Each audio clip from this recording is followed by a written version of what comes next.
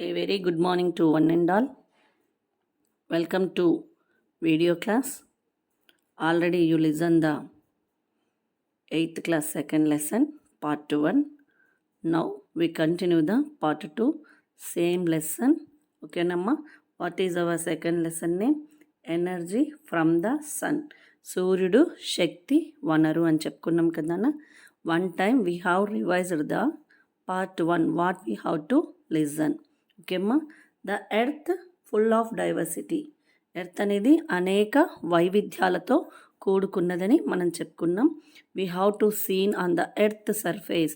భూమి మీద మనము ఓషియన్స్ని, కాంటినెంట్స్ని, తర్వాత నెక్స్ట్ మౌంటైన్స్ని, తర్వాత డిఫరెంట్ టైప్ ఆఫ్ రీజియన్స్ని మనం ఇక్కడ చూస్తూ ఉన్నామని చెప్పాం.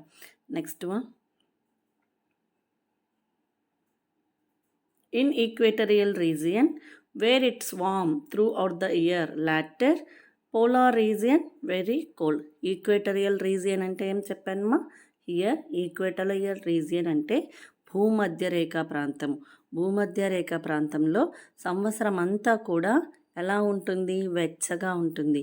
అదే పోలార్ రీజియన్ దగ్గరికి వెళ్తే అక్కడ ఎప్పుడు వెళ్ళినా కానీ చాలా చల్లగా ఉంటుంది. Because that is the area of tundra region. Tundra region is located in northern hemisphere. Okay ma. Second one, solar energy and sun rays గురించి చెప్పాం. The main principal source of who is the main principal source? Here the sun is the main principal source. Principal అంటే ముఖ్యమైనటువంటి వనరు ఎవరు అంటే మనకి సూర్యుడు. It is also the power house. Sun is a power house. సూర్యుడు శక్తి కేంద్రం, అణుశక్తి కేంద్రం. Which generate gives energy, light and heat. అతడు ఇక్కడ మనకి ఏం ప్రసాదిస్తాడు నాన్న? కాంతిని, వేడిమిని ప్రసాదిస్తాడు. ఓకే అమ్మా. The energy constantly emitted by the sun is known as solar radiation. సూర్యుడి నుంచి నిరంతరాయంగా వెలువడేటువంటి శక్తిని మనం ఏమని పిలుస్తామంటే సౌర వికిరణము. ఏమని పిలుస్తాం నాన్న? సౌర వికిరణం. మరి మన బాడీ బయటికి శక్తిని విడుదల చేస్తే దాన్ని రేడియేషన్, వికిరణం. కానీ సూర్యుడి నుంచి నిరంతరంగా కూడా శక్తి వెలువడుతుంటే దాన్ని మనం పిలుస్తాం సోలార్ రేడియేషన్. రేడియేషన్కి మనం ఏం కలుపుతున్నాం? సోలార్. ఎందుకు? ఈ శక్తి అంతా ఎక్కడి నుంచి వస్తుంది? సూర్యుడి నుంచి వస్తుంది. కాబట్టి దాన్ని మనం ఇక్కడ ఏమని పిలుస్తున్నాం? Solar radiation. ఇక్కడ మనం we can see light and heat and feel it. మనం ఏం చేస్తున్నాం? ఫీల్ అవుతున్నాం. తర్వాత లైట్ని, హీట్ని అంటే కాంతిని, తర్వాత వేడిమిని రెండింటిని కూడా ఫీల్ అవుతున్నాం, చూస్తున్నాం కదా నాన్న. Next, year the another forms of the rays is there. సూర్యుని నుంచి వచ్చేటువంటి అనేక కిరణాలు ఉన్నాయి. యూవీ రేస్, ఏంటివేంటివమ్మా? UV rays, radio waves, X rays. That also we have to see. We can neither feel nor see. కొన్నిసార్లు చూస్తున్నాం, కొన్నిసార్లు ఫీల్ అవుతూ ఉన్నాం. ఓకే అమ్మా. సోలార్ రేడియేషన్ ఇక్కడ ఏంటన్నా? Solar radiation received on earth surface. సౌర వికిరణం ఏదైతే ఉందో, ఇక్కడ సౌర వికిరణం ఏదైతే ఉందో అది భూమి తలాన్ని అంటే భూమి ఉపరితలాన్ని చేరడాన్ని మనం ఏమని పిలుస్తామంటే ఇన్సోలేషన్, సూర్యపుటము. ఏమని పిలుస్తాం నాన్న? ఇన్సోలేషన్ అంటే సూర్యపుటము. ఎప్పుడు సూర్యుని కిరణాలు భూమిని తగిలినప్పుడు దాన్ని మనం ఏమని పిలుస్తామంటే ఇన్సోలేషన్ అని పిలుస్తాము. నెక్స్ట్ మా, here we have to see the because of the 1/3 solar energy is reflected back by the earth atmosphere. మరి సూర్యుడి నుంచి చాలా శక్తి భూమి మీదకి ప్రసరింపబడుతుంది.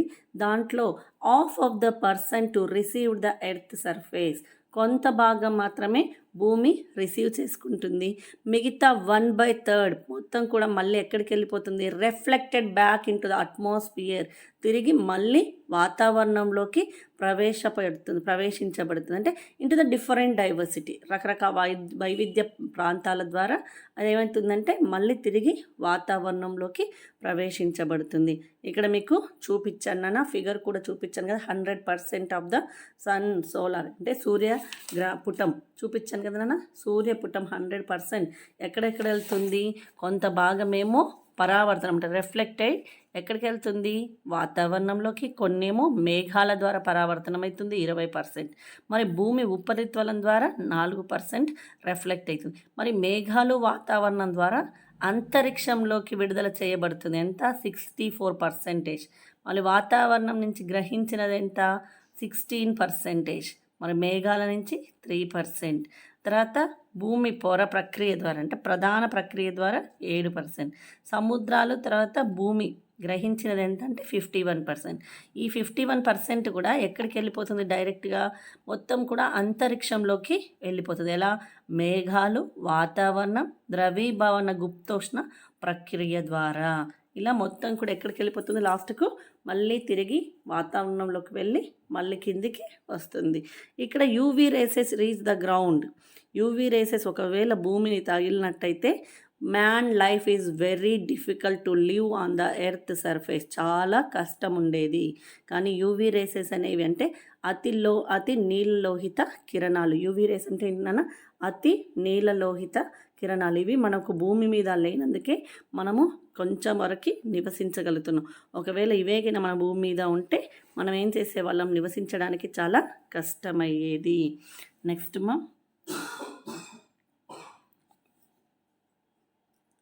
Sun rays and earth surface. Sun rays and earth surface.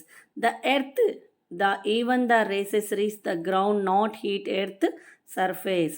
మరి భూమి తొందరగా ఎలా ఉంటుంది, హీట్ అనేది కాదు. Because curved nature of the earth surface. భూమి ఒక వైపుకి వంగి ఉండడం వల్ల తొందరగా వేడెక్కదు, సూర్యకిరణాలు తొందరగా వేడి ఎక్కించవు. About the curvature of this earth surface the solar energy falls on a smaller area on the equator. ఇక్కడ మనం చూసినట్లయితే సూర్యకిరణాలు ముందుగా భూమిని వేడెక్కిస్తాయి. సూర్యకిరణాలు ముందుగా వేటిని వేడెక్కిస్తాయి నాన్న, భూమిని. ఇక్కడ భూమిని వేడెక్కిస్తాయి, తర్వాతనే మళ్ళీ మిగతా వాటిని. అంటే we have to learn this one also to learn. మొత్తం కూడా ఇది నేర్చుకున్నాం నాన్న. This is the called angle of incidence. అంటే ముందుగా భూమిని వేడెక్కిస్తాయి, తర్వాత అక్కడ ఉండేటువంటి మొత్తం వాతావరణాన్ని వేడెక్కించవు. This is called the angle of incident. మరి ఇవన్నీ ఎలా ఉంటాయంటే, first the intensity of the equatorial region. ముందు సూర్యకిరణాలు భూమిని తగిలినప్పుడు ఎలా క్లౌడీగా మబ్బు పట్టి ఎలా ఉంటాయి, మిడ్ డే మధ్యాహ్నం సమయానికి less sun rises fall on the ground. తక్కువ సూర్యకాంతి కిరణాలు మనకి భూమిని చేరుకుంటాయి. ఈ కాన్స్టెంట్ అంటే యాంగిల్ ఆఫ్ కాన్స్టెంట్ అనేది, ఇన్సిడెన్స్ అనేది, పతన కోణం అనేది ఒకే రకంగా ఉండదు. December in the month of December the angle of incidence increasing the north during the months. ఉత్తరం వైపేమో డిసెంబర్లో యాంగిల్ ఆఫ్ ఇన్సిడెన్స్ ఏమవుతుంది, ఇంక్రీజ్ అవుతుంది. అదే మే నెలలో, జూన్ నెలలో చూసుకుంటే యాంగిల్ ఆఫ్ ఇన్సిడెన్స్ ఏమవుతుందంటే తగ్గుతుంది.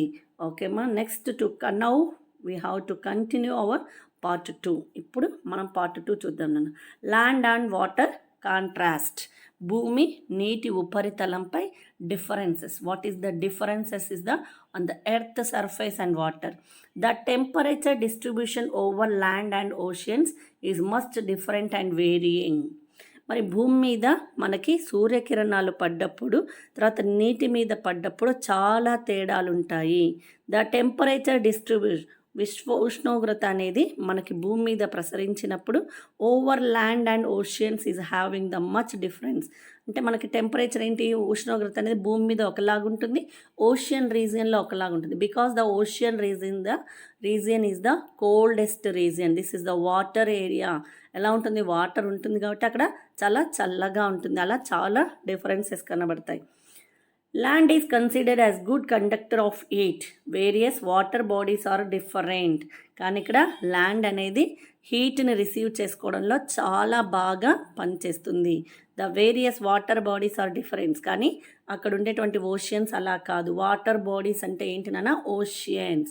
వాటర్ బాడీస్ అంటే ఏంటివి? ఓషియన్స్. కానీ ఇక్కడ నేల మాత్రం తొందరగా హీట్ని వేడెక్కించుకుంటుంది, వాటర్ మాత్రం అలా కాదు.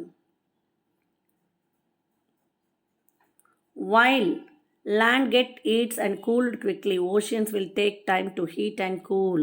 ఇక్కడ when we have to temperature to receive on the earth will be to heated quickly and next అంటే బాగా హీట్ ఎక్కి మళ్ళీ తర్వాత కూల్గా కావడానికి కూడా తొందరగా అయిపోతుంది. అంటే భూమి ఎంత తొందరగా వేడెక్కుతుందో అంత తొందరగా చల్లబడుతుంది.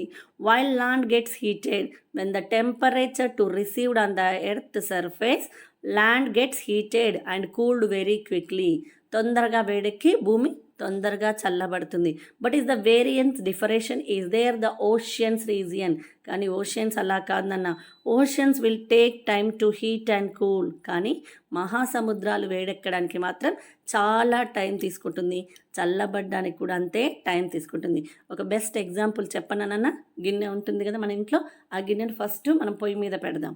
పొయ్యి మీద పెట్టినప్పుడు ఒక్క దాంట్లో ఏమీ ఉండదు, కానీ ఏమవుతుంది? తొందరగా హీట్ అయిపోతుంది. అదే గిన్నెలో మనము వాటర్ పోసామనుకోండి, ఇప్పుడు ఏమవుతుంది?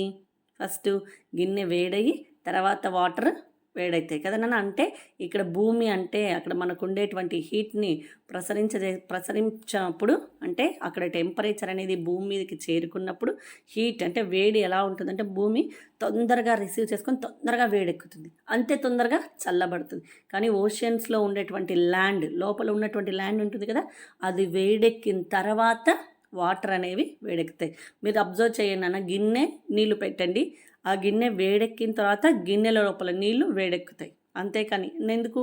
బాండ్లీ ఉంది, అవునా? మనం పూరీ చేస్తున్నాం, బాండ్లీ ఉంది. ఫస్ట్ నూనె కాగుతుందా? కాదు కదా, బాండ్లీ హీట్ కావాలి. ఏదైనా చూడండి అన్న, మనం రొట్టెలు చేసుకున్న పెన్నం పెడితే పెన్నం హీట్ అయిన తర్వాతనే అక్కడ లోపల ఉన్నటువంటి భాగం హీట్ అయ్యి మనకు చపాతీ నైస్గా కాలుతుంది. అలాగే నూనెలో పూరి అయినా మనకు ముందు బాండ్లీ హీట్ కావాలి, తర్వాత నూనె పోస్తే ఏమవుతుంది? నూనె కూడా హీట్ ఎక్కుతుంది. అప్పుడు when we have to pour the నూనె ఆయిల్, ఎలా అయినా సరే ఆయిల్ కానీ వాటర్ కానీ వేస్తే అవి వేడెక్కుతాయి. అంటే భూమి తొందరగా వేడెక్కినంత విధంగా సముద్రాలు అనేవి వేడెక్కవు, తొందరగా వేడెక్కవు, తొందరగా చల్లబడవు. అలాగే ఇక్కడ కూడా భూమి ఎంత తొందరగా వేడెక్కుతుందో అంత తొందరగా చల్లబడుతుంది. This is the one of the variation of the land and oceans of water bodies. అంటే ఇక్కడ చాలా డిఫరెన్స్ అని ఉందని చెప్పాను కదా. టెంపరేచర్ని డిస్ట్రిబ్యూట్ చేయడంలో ల్యాండ్కి వాటర్ బాడీస్కి చాలా డిఫరెన్స్ కనబడుతుందని చెప్పాను కదా నాన్న. ఇదే డిఫరెన్స్, అంటే ఎంత తొందరగా హీట్ అవుతుందో ల్యాండ్ అంతే తొందరగా చల్లబడుతుంది. But the ocean will take time heat and cool. కానీ ఓషియన్స్ అనేవి మాత్రం వేడి కావడానికి చాలా టైం తీసుకుంటుంది. అంటే లోపల ఉన్నటువంటి భాగం వేడెక్కిన తర్వాత పైన ఉన్నటువంటి నీళ్ళు వేడెక్కుతాయి. అలాగే ఇక్కడ కూడా చూడండి అన్న, ముందు భూమి అంటే లోపల ఉన్నటువంటి భూమి చల్లబడితేనే నీళ్ళు అనేవి ఆటోమేటిక్గా చల్లబడుకుంటూ వస్తాయి. Next heating of the atmosphere. Heating of the atmosphere, వాతావరణం వేడెక్కడం. వాతావరణం వేడెక్కడం.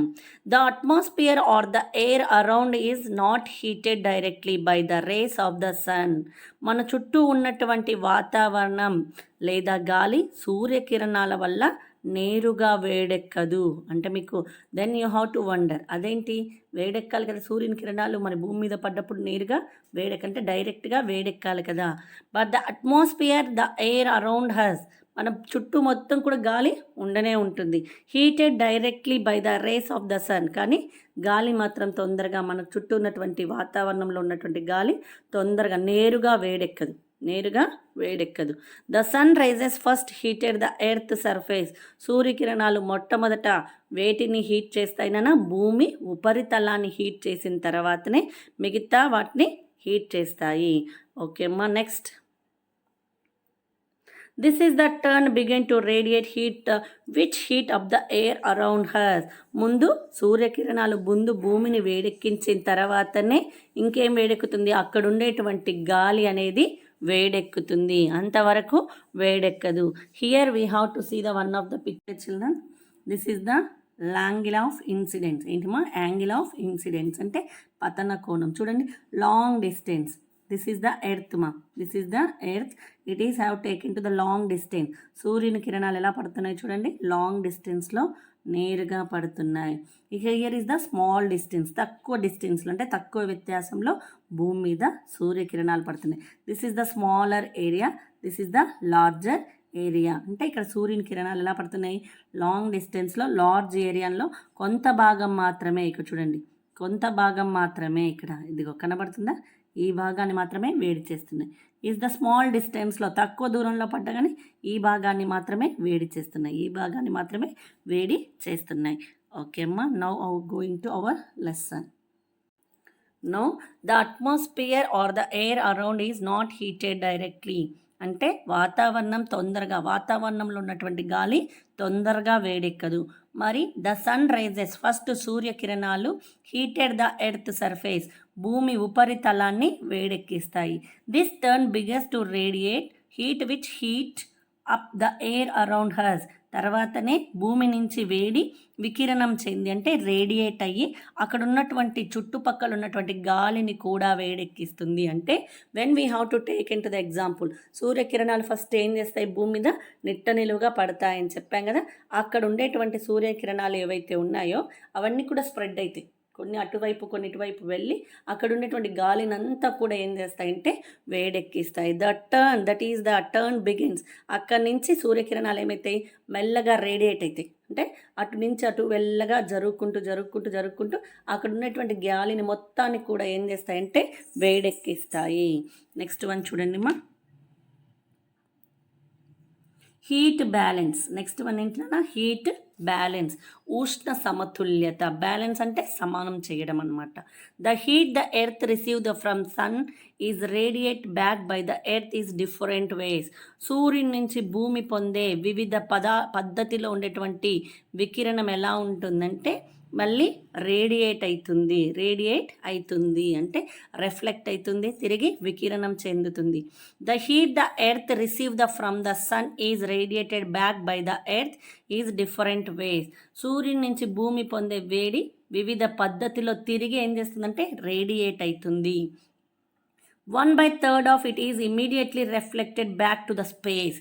అంటే ఆకాశంలోకి వెంబడే ఎంత 1/3 ఏమవుతుంది, వెంటనే తిరిగి ఆకాశంలోకి రిఫ్లెక్ట్ చేయబడుతుంది. ఫస్ట్లో చెప్పాను నాన్న మీకు, భూమి వాతావరణంలోకి ప్రవేశించేటువంటి సౌరశక్తిలో సూర్యుని నుంచి వచ్చేటువంటి సౌర వికిరణంలో భూమి కొంత భాగాన్ని మాత్రమే తీసుకొని మిగతాదంతా కూడా రిఫ్లెక్ట్ కాబడుతుంది. అలాగే ఇక్కడ హీట్ బ్యాలెన్స్ అనేది ఎలా అవుతుందంటే the earth receive the from the sun.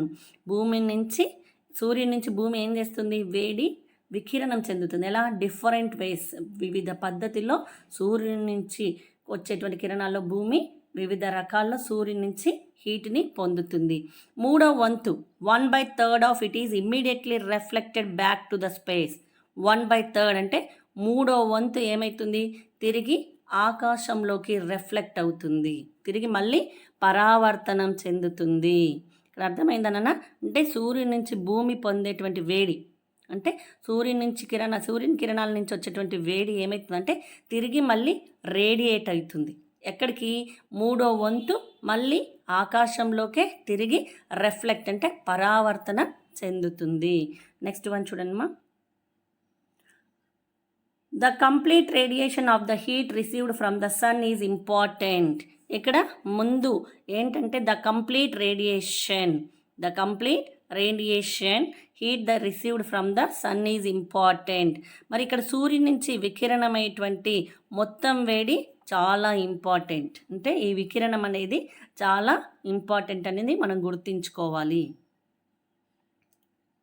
If the entire heat is not radiated back, ఇక్కడ మొత్తం వేడిమి తిరిగి పూర్తి వికిరణం చెందకపోతే, అంటే if the entire heat is not radiated back అంటే భూమి మొత్తం సూర్యుని శక్తిని తర్వాత సూర్యకిరణాలు వచ్చినటువంటి వేడిని మొత్తాన్ని కూడా తనే రిఫ్లెక్ట్ అంటే మనం తిరిగి తీసుకుంటే భూగోళం మీద వేడి అనేది రోజు రోజుకి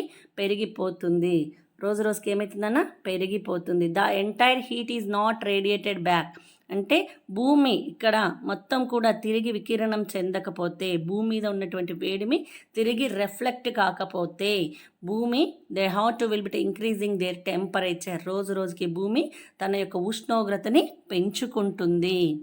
then every day the amount of the heat that remains will accumulate and it will be became hotter and hotter. రోజు రోజుకి భూగోళం మీద మరింత వేడెక్కుతుంది, వేడిమి రోజు రోజుకి పెరుగుతుంది. రోజు చెప్పాను కదా 2 డిగ్రీల సెంటీగ్రేడ్ వరకు రోజు రోజు భూమి మీద వేడి పెరుగుతూనే ఉంటుంది. అలా భూమి మీదకి వచ్చేటువంటి సౌరశక్తిని మొత్తం కూడా భూమే గ్రహించి అలాగే ఉంచుకున్నట్లయితే భూమి మీద వేడి రోజు రోజుకి పెరిగిపోతుంది కానీ తగ్గదు. కాబట్టి భూమి అక్కడి నుంచి అంటే సూర్యుని నుంచి వచ్చినటువంటి సౌరశక్తిలో కొంత భాగాన్ని గ్రహించి మిగతా 3% తిరిగి స్పేస్లోకి, తర్వాత క్లౌడ్స్లోకి, అట్మాస్ఫియర్లోకి రిఫ్లెక్ట్ చేస్తుంది. ఓకే అమ్మా. On the other hand, if the earth received the less heat then it gave the radiation, it would get cooler and cooler. ఇందుకు విరుద్ధంగా ఏమవుతుంది, భూమి తొందరగా వికిరణం చెంది తొందరగా చల్లబడుతుంది. అంటే that the again it is on the other hand if the earth received the less heat, ఒకవేళ తక్కువ శక్తిని, తక్కువ కిరణాల యొక్క కాంతిని రిసీవ్ చేసుకున్నట్లయితే then it gave out the radiation, వికిరణం చెంది తొందరగా భూమి అనేది చల్లబడుతుంది. ఓకేమ్మా. Some gases like carbon dioxide prevent radiation of heat from the earth. మనకి ఇక్కడ ఎప్పుడైనా చూసారన్నా మనకి కార్బన్ డైఆక్సైడ్ అంటే when we have to releasing the carbon dioxide and breathing the fresh air that is called the oxygen. కొన్ని gases మనకి వాతావరణంలో ఉన్నాయని చెప్పాను, అవి వచ్చేసి nitrogen, oxygen, methane, carbon dioxide. కానీ only 2 important for the life possible to living on the earth surface. 2 మనకు ముఖ్యమైనటువంటి వాయువులు మనం జీవనం సాగించడానికి, అంటే మన భూమి మీద మనుగడ సాధించడానికి, ఇక్కడ నివసించడానికి 2 వాయువులు కారణం. అవేంటివంటే carbon dioxide and next is the oxygen. These carbon dioxide prevent radiation of heat from the earth. ఇక్కడ ఉండేటువంటి కార్బన్ డైఆక్సైడ్ ఏం చేస్తుందంటే మొత్తం కూడా వికిరణాన్ని అంటే రేడియేషన్ని అడ్డుకుంటాయి. కార్బన్ డైఆక్సైడ్ అంటే బొగ్గు పులుసు వాయువు. మనం రిలీజ్ చేసినటువంటి కార్బన్ డైఆక్సైడ్ చెట్లు గ్రహించి ఫ్రెష్గా ఉన్నటువంటి ఆక్సిజన్ అంటే చెట్ల నుంచి వచ్చినటువంటి ఆక్సిజన్ని మనం ఏం చేస్తున్నామంటే బ్రీత్ చేస్తున్నాం కదా. అలా these carbon dioxide prevent radiation of heat from the earth. మొత్తం భూమి మీద ఉన్నటువంటి వికిరణాన్ని కార్బన్ డైఆక్సైడ్ అనేది అడ్డుకుంటుంది. Carbon dioxide at the atmosphere increases due to the increased use of diesel and petrol cutting down of the forest. మరి ఎందుకు అడ్డుకుంటాయి అంటే ఇలా అడ్డుకోవడం వల్ల ఏమన్నా జరుగుతుందంటే main the reason is the human beings. Carbon dioxide in the atmosphere increases. ఒకవేళ carbon dioxide శాతం రోజు రోజుకి వాతావరణంలో పెరిగిపోవడానికి కారణం increased the use of diesel, ఎక్కువగా డీజిల్ని తర్వాత పెట్రోల్ని ఉపయోగించడం, కట్టింగ్ డౌన్ ద ఫారెస్ట్, అడవులను నరికివేయడం వల్ల కార్బన్ డైఆక్సైడ్ ఏం చేస్తుందంటే రేడియేషన్ని అడ్డుకుంటుంది, వికిరణాన్ని అడ్డుకుంటుంది. అంటే అక్కడికి భూమి మీదకి రానివ్వకుండా వికిరణాన్ని, ఎందుకు భూమి మీదకి వస్తే అక్కడ భూమి తొందరగా వేడెక్కి ఏమవుతుంది, చాలా ప్రమాదాలకి గురయ్యేటువంటి అవకాశం ఉంటుంది. కాబట్టి అలా వికిరణాన్ని అడ్డుకుంటుంది. కాబట్టి ఎందుకు అలా అడ్డుకోవడం వల్ల ఏమవుతుందంటే కార్బన్ డైఆక్సైడ్ శాతం భూమి మీద పెరిగిపోతుంది. భూమి మీద పెరిగిపోయే వరకు ఏమవుతుంది, AGW anthropogenic global warming, environmental crises, environment పర్యావరణం అనేది, నేచర్ అనేది చాలా దెబ్బతింటుంది. అక్కడ ఉండేటువంటి మనుషులు చాలా వరకు వేడిని ఎలా అంటే అవగతం చేసుకుంటారంటే చాలా వేడిని పొందాల్సి వస్తుంది. అదే ఆక్సిజన్ చెట్లు ఉన్నాయనుకోండి ఏమవుతుంది, భూమిని చల్లబరిచి వర్షాన్ని కురిపిస్తారు. అదే చెట్లను నరికేసేసి పెట్రోల్ వాడకాన్ని తర్వాత డీజిల్ వాడకాన్ని ఎక్కువగా చేస్తే అంటే పొల్యూషన్ నేర్పిస్తే అంటే పొల్యూషన్ని ఏర్పరిస్తే, తర్వాత చెట్లను నరికివేస్తే మనకి వాతావరణంలో వర్షం అనేది పడదు. వర్షం అనేది పడకపోతే ఫ్రెష్ ఎయిర్ అనేది ఉండదు. ఫ్రెష్ ఎయిర్ అనేది ఉండకపోతే భూమి అనేది చల్లబడదు. భూమి అనేది చల్లబడకపోతే కార్బన్ డైఆక్సైడ్ శాతం ఏమవుతుంది, రోజు రోజుకి పెరిగిపోతుంది. ఎందుకు, చెట్లు ఉంటేనే కదా కార్బన్ డైఆక్సైడ్ మొత్తం కూడా చెట్లు గ్రహిస్తాయి, తర్వాత ఫ్రెష్ ఎయిర్ని ఇస్తాయి. అసలు ఆ చెట్లే లేకపోతే, పొల్యూషన్ ఉంటే మొత్తం కూడా ఎందుకు పెట్రోల్ డీజిల్ అని ఎందుకు చెప్పాను, when we have to using the vehicles and we have to running the industries, they have to polluted the atmosphere. ఇవన్నీ కూడా ఇండస్ట్రీస్ నుంచి వచ్చినటువంటి పొగ, తర్వాత వెహికల్స్ నుంచి వచ్చినటువంటి పొగ వాతావరణంలోకి, అది ఒక రకమైనటువంటి కార్బన్ డైఆక్సైడే. ఇవన్నీ కూడా వాతావరణంలోకి రిలీజ్ చేయడం వల్ల, చెట్లు లేకపోవడం వల్ల కార్బన్ డైఆక్సైడ్ శాతం పెరిగి రోజు రోజుకి భూమి అనేది మరింత వేడిని సంతరించుకుంటుంది, మరింత వేడిని తిరిగి పొందుతుంది. ఆ వేడి ఎక్కువైనప్పుడు ఏమవుతుంది, అక్కడ ఉండేటువంటి మానవుల్లో ఉక్కపోస్తుంటుంది. ఎక్కువగా ఉక్కపోయడం, తర్వాత రాను భూమి మీద ఉండడమే చాలా కష్టమవుతుంది. అంటే most of the degrees we have to seen in to the future. ఇంకా రాబోయే రోజులలో ఇంకా చాలా కష్టమవుతుంది. ఎందుకంటే చెట్లు అనేవి మనం పెంచట్లేదు కదా. ఎంతోమంది మనకు చెప్తున్నారు చెట్లను పెంచండి, చెట్లను పెంచండి, కానీ మనం చెట్లను పెంచం, కానీ చెట్లను ఈజీగా నరికేస్తాం. చెట్లను నరికేయడం వల్ల ఏమవుతుంది, అక్కడ ఉండేటువంటి ఎవరో ఒకరు తప్పు చేయడం వల్ల మిగతా వాళ్ళందరి మీద ఎఫెక్ట్ అనేది పడుతుంది. రాబోయేటువంటి ఫ్యూచర్కి అడవి అంటే ఏంటి, చెట్లు అంటే ఏంటివి అనేది మనము చూపించలేం. కాబట్టి అంటే already this suffocation will be to there in to the Delhi సఫకేషన్ని ఎదుర్కొంటుంది. ఎందుకంటే అక్కడ చెట్లు లేవు. Most of the industries to established, that is the metropolitan city, చాలా పెద్ద దేశం, అనేక రకాలైనటువంటి పరిశ్రమలు ఉన్నాయి, అక్కడ కూడా చెట్లు లేవు. కాబట్టి ఏమైంది, కార్బన్ డైఆక్సైడ్ శాతం పెరిగిపోగానే అక్కడ ఉండేటువంటి పీపుల్స్ వేడికి తట్టుకోలేక అక్కడ ఆక్సిజన్ బెలూన్స్ని ఏర్పాటు చేసుకున్నారు. అంటే మొత్తం కూడా ఎక్కడ చూసినా కానీ వాళ్ళు ఫ్రెష్ ఎయిర్ని పీల్చుకున్నారు. ఇక్కడే కాదన్నా సిటీస్లలో చూడండి, every 24 hours the vehicles are rotating on the earth. మొత్తం తిరుగుతూనే ఉంటాయి ఎప్పుడు కూడా వెహికల్స్. మనం ఎప్పుడు చూసినా కానీ అక్కడ ఉండేటువంటి వాళ్ళు కూడా క్లోజ్డ్గా ఉంటారు, ఏసీలు వేసుకొని క్లోజ్ చేసుకొని ఉంటారు. ఫ్రెష్ ఎయిర్ అనేది వాళ్ళకి తెలియదు. అదే పల్లెటూళ్ళకు వెళ్ళామనుకోండి, we have to feel the breeze, చల్లటి గాలి, and will be to take in to the fresh air to breathe. చల్లటి గాలిని పీలుస్తూ మంచి ఆక్సిజన్ని మనము పీల్చుకోవచ్చు. కాబట్టి అందుకనే చెట్లను పెంచితే దానివల్ల ఏమవుతుంది, భూమి అనేది చల్లబడుతుంది వర్షం ద్వారా. But we have to will be to not cutting the forest and will be to taking the diesel and petrol using. Next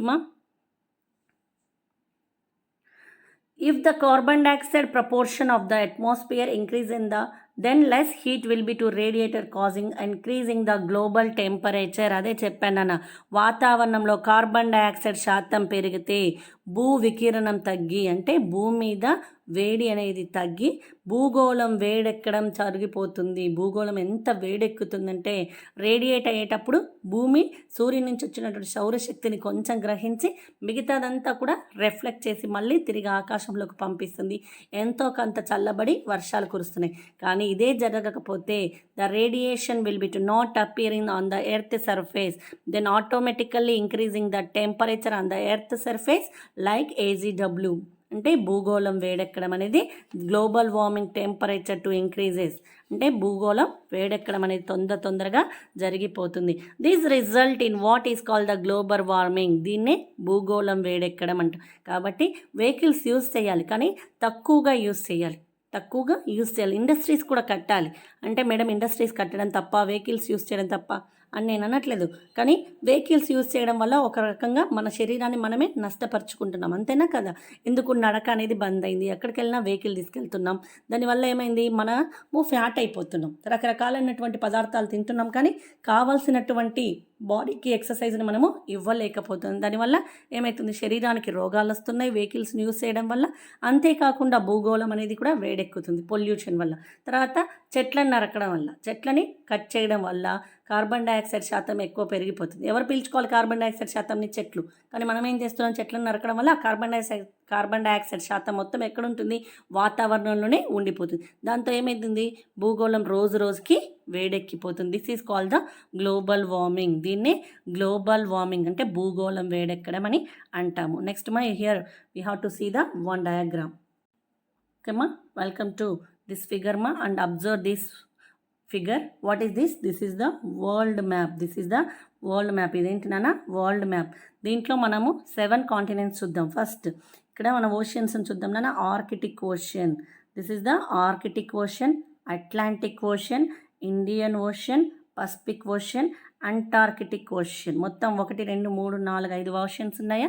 okay మన నెక్స్ట్ కాంటినెంట్స్ చూడండి. Here's south America, south America, north America, Africa, Europe and Asia, Australia, Arctic and Antarctica కదా. 1 2 3 4 5 6 కదా. మనకి Arctic అంటే Antarctica ఉంది కానీ Arctic లేదు కదా. నెక్స్ట్ చూడండి ఒకసారి north America, north America, south America, Africa, Australia, Europe, Asia and Antarctica. మొత్తం 2 3 4 5 6 7 7 కాంటినెంట్స్ 5 ఓషన్స్ ఉన్నాయి కదా. ఇక్కడ చూడండి మనకి Celsius of the degrees, Celsius of the degrees ఇచ్చాడు. ఇది ఏదంటే రాబిన్సన్ ప్రక్షేపణం, రాబిన్సన్ ప్రొజెక్షన్. దీన్ని ఏమని పిలుస్తాం నాన్న? Robinson projection. World mean annual temperature, ప్రపంచ సగటు సంవత్సరిక ఉష్ణోగ్రత అనేది ఎలా ఉంటుందో మనకి ఇక్కడ ఇచ్చాడు. బ్లూ కలర్ చూడండి నాన్న, ఈ బ్లూ కలర్ ఉంది కదా, ఈ బ్లూ కలర్ వచ్చేసేసి 2.5 చదరపు మీటర్కి 1 నిమిషంలో ఎన్ని సెల్సియస్ ఉష్ణోగ్రత అంటే 2.5 degrees. Next is the yellow colour ఉంది చూడండి నాన్న, కాస్త అంటే డార్క్ బ్లూ, డార్క్ బ్లూ వచ్చేసి 3.5 ఎంతనన్నా 3.5 1 నిమిషంలో 3.8. ఇక్కడ 5 ఇచ్చాడన్నా 3.8 3.5 ఓకే అమ్మా. ఇక్కడ టెక్స్ట్ బుక్లో అయితే 3.8 ఉంది, ఉండొచ్చు 3.8. ఓకే అమ్మా. నెక్స్ట్ 5.1 ఎల్లో కలర్ వచ్చేసేసి 5.1. ఇక్కడ కళ్ళపడుతుందా మీకు ఎల్లో కలర్? అదంతా కూడా 5.1. ప్రపంచంలో చదరపు మీటర్కి, 1 చదరపు మీటర్కి 1 నిమిషంలో ఎంత సెల్సియస్ ఉష్ణోగ్రత అనేది చూపిస్తున్నారు. ఇక్కడ బ్రౌన్ కలర్ ఉంది కదా నాన్న, here is the brown colour. అంటే they are to the increasing 7.6 8.8 5.1 3.8 2. అంటే they have to given to the Robinson projection. దీన్ని ఏమని పిలుస్తాం నాన్న? Robinson projection. ఇక్కడ మీకు ఎందుకు చూపించానంటే మనకు ఉష్ణోగ్రత అనేది పెరుగుతుంది. 2.5 నుంచి 3.5, 3.8, 3.8 నుంచి 5.1, 5.1 నుంచి 6.3, తర్వాత 7.6, అట్లా లాస్ట్కి 8.8. అంటే పెరిగిందా ఇంక్రీజింగ్ అయింది. అంటే ఇక్కడ నుంచి లాస్ట్కి రెడ్ మార్క్ వచ్చేసేసింది. ఏమొచ్చిందన్న? రెడ్ మార్క్ వచ్చేసి. అంటే this is a very dangerous to heat of the global warming. భూగోళం రోజు రోజుకి వేడెక్కుతుందని రాబిన్సన్ ప్రొజెక్షన్ మనకి చూపిస్తుంది. దీన్నే రాబిన్సన్ ప్రక్షేపణం అంటాం. రాబిన్సన్ ప్రక్షేపణం అని పిలుస్తాం. ఓకేమ్మా, now going to our lesson. ఓకేమ్మా, వెల్కమ్ టు నెక్స్ట్ పారానానా. The temperature of atmosphere, the temperature of atmosphere. Temperature అంటే ఉష్ణోగ్రత, అట్మాస్ఫియర్ అంటే వాతావరణం. Bring a Celsius thermometer to class room. ఉష్ణమాపకము. థర్మామీటర్ అంటే మనకి ఏం చేస్తాము, జ్వరం వచ్చినప్పుడు పెడతారు కదా లోపల డాక్టర్స్, పెట్టి తీసి మనకి ఎంత బాడీలో టెంపరేచర్ ఉంది కదా చూస్తారు కదా, దాన్ని మనం ఏమంటామంటే థర్మామీటర్, ఉష్ణమాపకము. Bring a Celsius thermometer to the class room. Class రూమ్కి థర్మామీటర్ తెచ్చుకోండి. Measure the temperature to a week in different months throughout the year.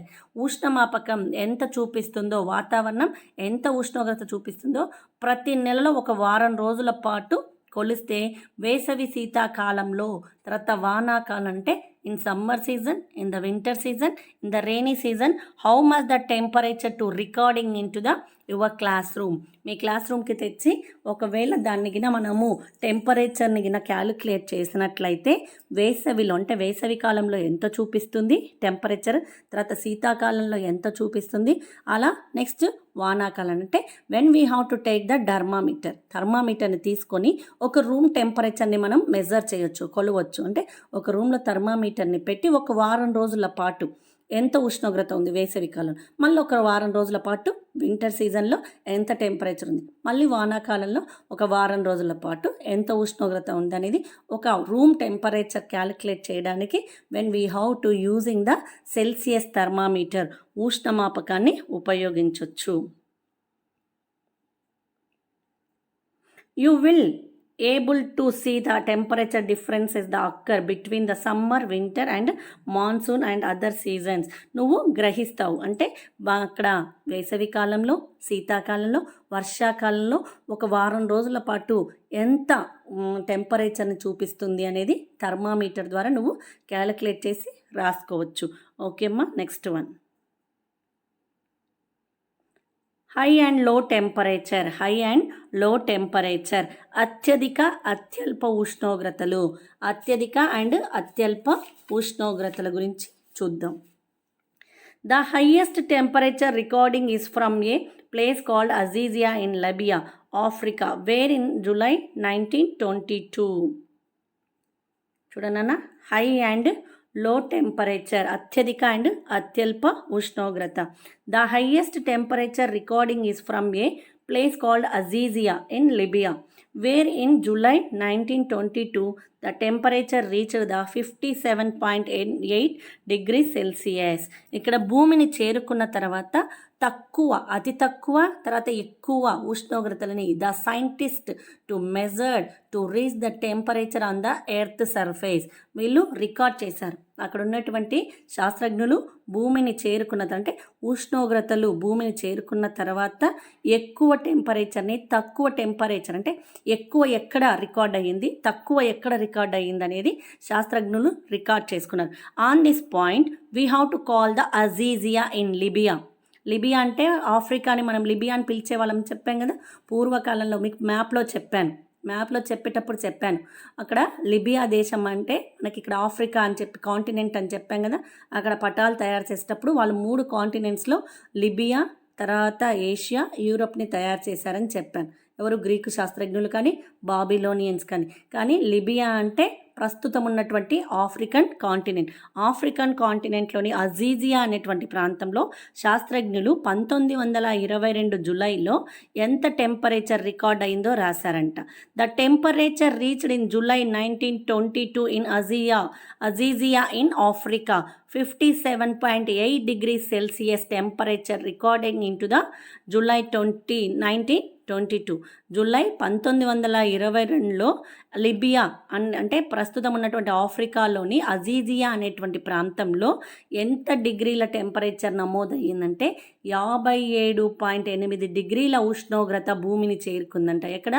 ఆఫ్రికాలోని అజీజియా అనేటువంటి ప్రాంతంలో. ఎప్పుడు? 1922 జూలై. మీరు పుట్టారా? నేనే పుట్టలేదు, అసలు నేనే అప్పటికి పుట్టలేదు భూమి మీద. అప్పుడు రికార్డ్ చేసినటువంటి టెంపరేచర్ అంటే అప్పుడు నమోదు చేసినటువంటి రికార్డ్స్ ఆధారంగా ఆఫ్రికాలోని అజీజియా అనేటువంటి ప్రాంతంలో 1922 జూలైలో 57.8 డిగ్రీల ఉష్ణోగ్రత రికార్డ్ అయ్యిందంట. నెక్స్ట్ వన్ చూడండి మా. At Vostok Station, the Antarctica, the temperature fell to -89.2 degrees Celsius in July 1983. In the Vostok Station, Africa is the temperature to recording into the 1922 in Azizia. That is the recording of the temperature 57.8 degrees Celsius is the Vostok. It is the polar region place. It is the polar region place అంటే tundra ప్రాంతం. In అంటార్కిటికాలో the temperature fell to -89.2 degrees Celsius in July. Same జూలైలోనే 1983లో, అప్పటికి నేను పుట్టాను నాన్న, 83లో అప్పటికి నేను పుట్టాను. అప్పుడు 1983 జూలైలో ఎంత అంటే అంటార్కిటికాలో ఓస్టక్ అనేటువంటి ప్రాంతంలో, ఓస్టక్ అనేటువంటి ప్రాంతంలో ఎక్కడుంది అది? అంటార్కిటికాలో. ఎలా ఉందంటే టెంపరేచర్ ఫెల్ డౌన్, మొత్తం కూడా మైనస్లోకి పడిపోయింది. -89.2 degrees Celsius temperature in to recording July 1983 in Vostok station in అంటార్కిటికాలోని ఓస్టక్ ప్రాంతంలో జూలై 1983లో టెంపరేచర్ మొత్తం కూడా ఫెల్ అయ్యింది, పడిపోయింది. ఎంతకొచ్చింది? -89.2 degrees Celsius. మీకు తెలీదో నాన్న, బీపీ డౌన్ అయినప్పుడు మనకు చల్ల చెమటలు వస్తాయి, అవునా? చల్ల చెమటలు ఒక్కసారిగా బీపీ డౌన్ అయిందనుకో మనకు కళ్ళు తిరిగి ఏమైతే చల్ల చెమటలు వచ్చేసేసి మన శరీరం అంతా కూడా మైనస్లో అంటే టెంపరేచర్ అంతా కూడా డిక్రీజ్ అవ్వుకుంటూ వస్తుంది. అదే కంటిన్యూ అయితే మనం ఏమవుతాం? We have to will bit the gone, వెళ్ళిపోతాం. కాబట్టి టెంపరేచర్ అంటే మనకి లోపల బాడీలో హీట్ అనేది ఉంటుంది. ఆ హీట్ అనేది కొంచెం ఉండాలి, మరీ ఎక్కువ ఉండకూడదు, కొంచెం హీట్ అనేది. ఆ హీట్ పూర్తిగా తగ్గిపోతే మనకి మైనస్లోకి వచ్చేసేస్తే వీ విల్ నాట్ దేర్ అంటే అది చాలా క్రిటికల్ పొజిషన్కి వెళ్ళిపోతుంది. కాబట్టి మైనస్లో చూపించకుండా అప్పుడే మనం ఎంబడే ఏం చేస్తాము? ఏదైనా ఒకటి దానికి ఆల్టర్నేటివ్గా చిన్న చిట్కాలు ఇంట్లోనే, అంటే మనకి లోపల బాడీలో హీట్ పెరగడానికి ఏదో ఒక చిన్న చిట్కాని ఉపయోగిస్తాం. అలా then we have to will bit the Vostok station. మరి అక్కడ కూడా అలాంటి చిట్కాలు ఉపయోగించవచ్చు కదా మేడం అని మాత్రం అడగవాకండి. That is the tundra region. కాబట్టి ఎప్పుడు కూడా అక్కడ ఎలా ఉంటుంది, చలి ప్రదేశం కాబట్టి మైనస్లోనే టెంపరేచర్ చూపిస్తుంది. అంతేగాని అక్కడ వెళ్ళి దానికి మజ్జిగ దాపుదామా మేడం, లేకపోతే ఇంకేదైనా దాపుదామా మేడం మాత్రం నన్ను అడగొద్దు. ఎందుకంటే this is the Antarctica region, tundra ప్రాంతం కాబట్టి చల్లగా ఉంటుంది. అదే ఆఫ్రికన్ కాంటినెంట్ అయితే బాగా వేడిగా ఉన్నటువంటి ప్రదేశం కాబట్టి 57 డిగ్రీల ఉష్ణోగ్రత చూపించింది. ఎక్కడ, అజీజియా అనేటువంటిది. అది ఎక్కడుంది, ఆఫ్రికా కాంటినెంట్లో. మళ్ళీ అంటార్కిటికా కాంటినెంట్లో ఓస్టెక్, వ్యాడీ ఓస్టెక్, అదేమో అంటార్కిటికా అనేమో టండ్రా రీజియన్. దాంట్లో మళ్ళీ వ్యాడీ ఓస్టెక్ అనేటువంటి ప్రాంతంలో 1987 జూలైలో -89.2 డిగ్రీ సెల్సియస్ టెంపరేచర్ రికార్డ్ అయ్యిందంట. Next water reaches the temperature around 100 degrees Celsius. It starts boiling and about 0 degrees it freezes into ice. ఇక్కడ మీకు తెలుసా నాన్న, నీళ్ళు 100 డిగ్రీలకి చేరితే, 100 డిగ్రీల సెల్సియస్కి చేరితే బాగా కాగుతున్నాయి అని అర్థం. when we have to will with the measured 100 degrees, they have to reach the water to at start of the boiling. బాగా మరుగుతున్నాయి, చాలా మరుగుతున్నాయని. 0 డిగ్రీకి వచ్చేసేస్తే ఫ్రీజ్ అయినట్టు, చల్లబడ్డట్టు. అంటే 100 డిగ్రీస్లో మనం పొయ్యి మీద నీళ్ళు పడితే ఏమైతే మొత్తం కూడా మరలి అంటే బాగా ఇదే ఏమైతాయి, బుడగలుగా వస్తే మనం ఏం చేస్తాం, అబ్బా నీళ్ళు బాగా మరలుతున్నాయి, బాగా కాగాయి అని చెప్పి చెప్తాం. అదే మొత్తం కూడా మనం తీసి నీళ్ళలో పెట్టామనుకోండి, మనం నీళ్ళలో చేయి పెడితే కాలకుండా ఉంటే ఏమన్నట్టు, అది 0 డిగ్రీస్ అంటే చాలా చల్లబడ్డట్టు. అలానే then you have to not do that one. ఇళ్ళలో చేయవాకండి, నీళ్ళు కాగినాయా లేదా అని చెప్పి మా టీచర్ చూడమన్నదని చెప్పి నీళ్ళలో చేయి పెట్టాలండి. అంటే చల్ల నీళ్ళలో చేయి పెట్టవచ్చు, కానీ మరుగుతున్నటువంటి నీళ్ళలో చేయి పెడితే చర్మం మొత్తం ఊడొస్తుందని అలాంటి పని మాత్రం చెయ్యొద్దు దయచేసి. That you have to not take that one, we have to in to the homes. చెప్పాం కదా అని చెయ్యొద్దు. ఎందుకంటే మీకు తెలుసు, వేడి పదార్థం మన శరీరం మీద పడితే శరీరం మొత్తం కూడా కాలిపోతుంది. 100 డిగ్రీస్ సెల్సియస్ అంటే బాగా మరిగిపోయినటువంటి నీళ్ళు. మరి అది ఎప్పుడు వస్తుందంటే 100 డిగ్రీస్కి చేరితే బాగా నీళ్ళు కాగుతున్నాయని. అదే 0 డిగ్రీకి వస్తే చాలా చల్లబడ్డట్టు అనిపిస్తుంది. Then the water reaches the temperature around 100 degrees Celsius. It starts boiling and it about 0 degrees it freezes into ice. చాలా కూల్ అయినట్టు, ఐస్గా మారిపోయినట్టు. అంటే బాగా మరుగుతున్నటువంటి నీళ్ళని కొంచెం చల్లారబెట్టి డీప్ ఫ్రిడ్జ్లో పెట్టండి, ఎలా అయిపోతుంది, గడ్డ కట్టుకొని పోతుంది. ఎట్లా, ఒక 2-3 అవర్స్లో మొత్తం కూడా గడ్డ కట్టుకొని పోతున్నాయి నీళ్ళంతా. అంటే బాగా చల్లబడ్డట్టు, ఫ్రీజ్ అయినట్టు కనబడతాయి. Next recording the temperature. Note down the highest and the lowest temperature of the day by using 6 maximum minimum thermometer. In this way we can find the average maximum and average minimum temperature of the month. ఇక్కడ మీకు ఒక box ఇచ్చారు చూడండి నాన్న, ఇక్కడ box కూడా చూపిస్తాను. Note down అంటే రికార్డింగ్ టెంపరేచర్ ఎలా నమోదు చేయాలనేది. Note down the highest and the lowest temperature of the day. ప్రతిరోజు ఒక నోట్బుక్ తీసుకొని అత్యధిక ఉష్ణోగ్రత, అత్యల్ప ఉష్ణోగ్రత అంటే గరిష్ట మరియు కనిష్ట, హైయెస్ట్ అంటే గరిష్ట, లోయెస్ట్ అంటే కనిష్ట ఉష్ణోగ్రతని ప్రతిరోజు కూడా మ్యాక్సిమం అండ్ మినిమం, అత్యల్ప మరియు అత్యధిక మరియు అత్యల్ప ఉష్ణోగ్రతలు రోజు ఒక నోట్బుక్లో నోట్ డౌన్ చేయండి. In this way we can find the average maximum and average minimum temperature in the month. అంటే ఒక రోజు మొత్తం, ఒక నెలలో మొత్తం కూడా ఆ ప్రదేశానికి సంబంధించినటువంటి గరిష్ట ఉష్ణోగ్రతల్ని, కనిష్ట ఉష్ణోగ్రతల్ని ఒక నోట్బుక్లో రాసుకుంటే మనం ఆ రెండింటిని కూడా ఏం చేయాలి అంటే కూడాలి. ఆ గరిష్ట ఉష్ణోగ్రతలన్నిటినీ కూడా కూడి తర్వాత కనిష్ట ఉష్ణోగ్రతలను రెండింటినీ కూడా యాడ్ చేసేసి అక్కడ ఉండేటువంటి వాటితో భాగిస్తే మనకు average maximum temperature, average minimum temperature తెలిసిపోతుంది. ఓకేమ్మా, in this way we can find the average maximum and average minimum temperature in the month.